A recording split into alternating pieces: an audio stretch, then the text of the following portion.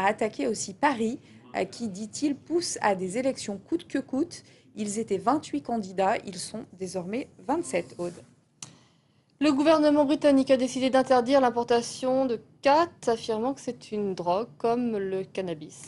Le khat est une plante euphorisante avec des vertus comparables à l'amphétamine naturelle. Les feuilles sont mâchées depuis des siècles en Afrique et dans le monde arabe, mais aussi par la diaspora d'Afrique de l'Est à travers le monde, en Europe ou aux États-Unis.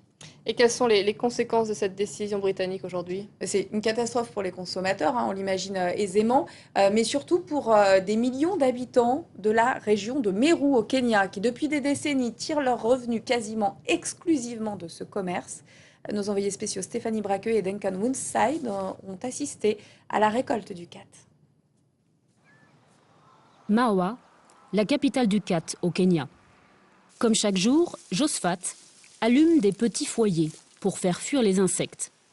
Sans le khat, il ne pourrait pas faire vivre sa famille, car il ne cultive rien d'autre. Pour lui, ceux qui tirent le plus gros bénéfice de la culture du khat, ce sont les commerçants, pas les paysans. Vous savez, c'est comme pour une chèvre. Quelqu'un va vous l'acheter, après il ira la revendre plus cher au marché et il se fera de l'argent dessus. C'est comme ça que ça marche. Une fois le khat récolté au petit matin, il atterrit dans ce genre de hangar où les branches sont nettoyées et effeuillées. Ce sont les femmes qui s'occupent de ce premier triage. Mon travail, c'est d'arriver à 6 h du matin et à 13 h, c'est terminé. Je gagne pour ça entre 400 et 500 shillings. En fin de matinée, tout est déjà prêt pour transporter la marchandise. Le long de la route qui part vers la capitale, Nairobi, transporteurs s'organisent car le moindre retard coûte de l'argent.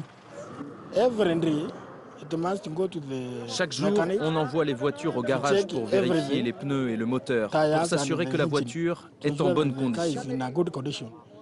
La chaîne de production et de distribution du khat est extrêmement chronométrée, car au bout de 48 heures, une des deux substances contenues dans la plante commence à disparaître. C'est en tout cas un commerce très fermé et très hiérarchisé, et dans la région, la majorité de la population dépend directement ou indirectement de la culture du khat.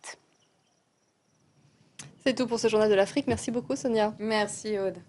Vous restez avec nous dans Paris Direct. Il est 22h55, un journal.